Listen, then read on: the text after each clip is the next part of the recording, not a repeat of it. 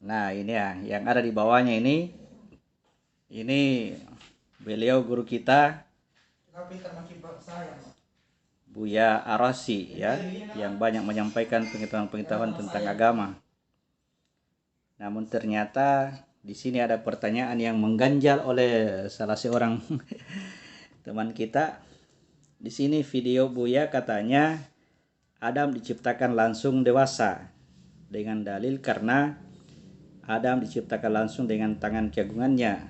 Sementara di pengajian kita manusia diciptakan sama semua sesuai dengan fitrahnya. Bagaimana ini? Sepertinya ada perbedaan dan bagaimana bisa mendapat jawaban yang paling jelas sejelas-jelasnya. Jadi yang saya mau garis bawahi adalah ini ya. Bagaimana caranya supaya kita mendapatkan jawaban yang sejelas-jelasnya. Dalam hal ini bahwa ya ketika kita mendengarkan pengetahuan seperti ini dan ada perbedaan, ya,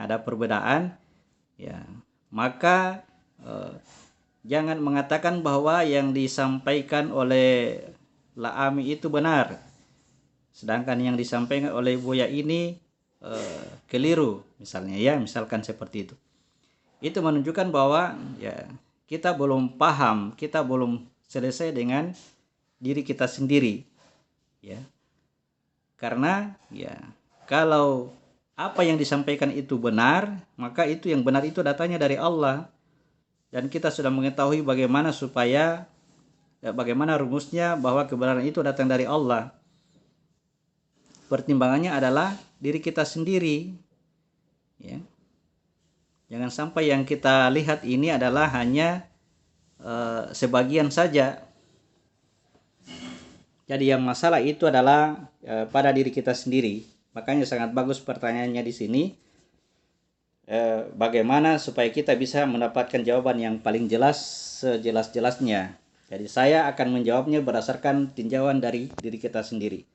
Kita kembali ke gambar diri kita sendiri. Gambar diri kita sendiri ya. Ya, perhatikan keadaan ini. Keadaan penciptaan diri kita ini ya yang saya maksud, yang kita bawa nama Allah ya. Nama Allah itu adalah ya alif lam ha, sini ha ya, gitu ya. Nah, perhatikan ketika kita berada pada wilayah jasad, aku itu ada pada wilayah jasad, berada dalam keadaan zalim dan bodoh, ya, maka di sini kita tidak mengetahui mana yang benar dan mana yang salah, ya. Kita tidak mengetahui mana yang benar, mana yang salah. Karena apa? Karena zalim dan bodoh. Nah, akhirnya ketika diperhadapkan dengan masalah ini, ya saya ambil contoh. Sebetulnya ya mana yang benar? Gajah itu panjang atau gajah itu lebar? Ya, itu misalnya ya. Mana yang benar? Gajah itu panjang atau gajah itu lebar? Nah, disinilah kita tidak mengetahui karena kezaliman dan kebodohan. Tempat kita itu pada wilayah titik terendah, pada wilayah jasad. Jadi pada diri kita tempatnya di titik pertama dan kedua dari bawah. Ya, di wilayah itu, di wilayah perut pertama dan kedua. Di bawah itu titik terendah. Di situ kita bertanya, di situ kita berdoa, ya Allah, Allahumma arinal haqqa haqqa warzuqna tibaa wa arinal batila batila warzuqna tinabah. Ya Allah, perlihatkanlah yang benar itu benar dan berilah kemampuan kami untuk mengikutinya. Dan perlihatkanlah yang salah itu salah dan beri kemampuan kami untuk menjauhinya. Ya, situlah doa kita pada titik terendah. Lalu kemudian suatu ketika ya ternyata kita diajarkan untuk pergi meraba itu gajah, ya, pergi meraba. Karena kebetulan yang di antara dua yang berbeda tadi kita ikut salah satunya, ya, kita ikut salah satunya. Katakanlah kita ikut kepada yang mengatakan gajah itu panjang. Lalu kita pergi meraba gajah itu, ya, kita pergi meraba hidung gajah. Maka dengan itulah kita sangat yakin bahwa ternyata memang gajah itu panjang. Yang mengatakan gajah itu lebar salah. Nah, pada kondisi itu tempat kita di wilayah yang kedua, ya, di wilayah kedua, wilayah dada. Kalau dalam perjalanan kita ini lam yang kedua, ya, wilayah jiwa, tempatnya di dada. Di situ wilayah kesombongan, dan kita merasa benar, yang lain salah. Kenapa kita benar? Karena ya kita sudah buktikan, kita sudah meraba gajah itu panjang. Kita tidak tahu bahwa di tempat lain itu yang mengatakan gajah itu lebar, dia juga sudah membuktikan dan dia juga merasa benar. Kita yang disalahkan. Nah, terjadilah perselisihan, perbedaan, ya, karena wilayah kita adalah wilayah pertengkaran. Ya. Lalu disinilah dibutuhkan sholat lail. Diperintahkanlah pada sholat lail, pada sholat tahajud itu, wa qul ja'al haqqa wa zahaqal batila innal batila kana zahuqa. Katakan bahwa al-haq telah datang, al-batil telah lenyap, dan sesungguhnya yang batil itu pasti akan lenyap. Nah, ketika itu terjadi, ya, ketika itu terjadi, maka kita berada pada dimensi ketiga, dimensi ruh pada diri kita, ya, atau dimensi lam, yang disinilah kebenaran, ya, disinilah kebenarannya. Pada dimensi ruh inilah kita melihat ke bawah, kita melihat ke wilayah, kalau dalam perumpamaan nur ala nur, itu kita melihat kepada cahaya, kepada cermin, ya, kepada pembatas, kepada kaca. Dimana kalau kita memperhatikan titik fokus pada kaca itu, maka kita mampu melihat secara keseluruhan. Nah, ketika kita mampu melihat secara keseluruhan ke wilayah ruh ini, kita akan melihat bahwa, pantas dia menyebut bahwa gajah itu panjang karena yang dia raba adalah hidungnya.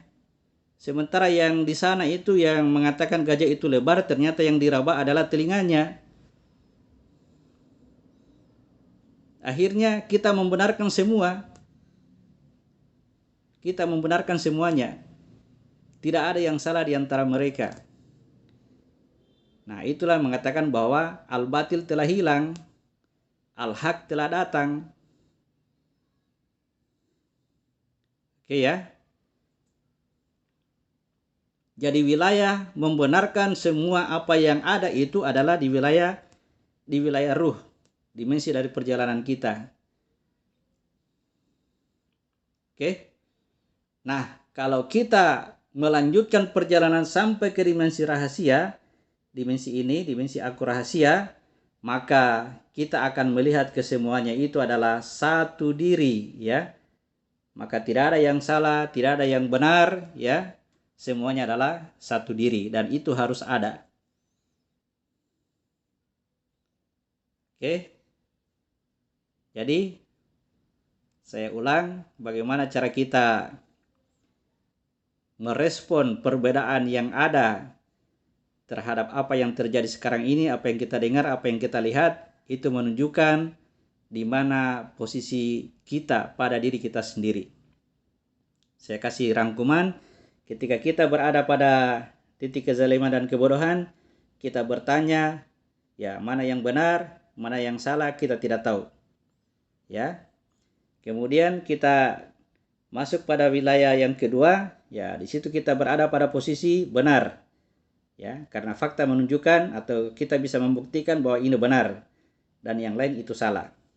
Nah, ketika kita masuk pada dimensi ruh, kita akan melihat semuanya benar karena posisinya memang berbeda, ya, cara pandangnya berbeda.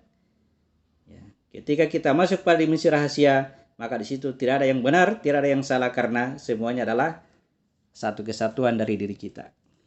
Jadi pada pembahasan kali ini tentang pertanyaan di grup kita, di grup Mimha. Saya tidak akan menjelaskan tentang ini Adam, ya. Ini Adam yang dilahirkan langsung dewasa. Saya tidak akan menjelaskan itu.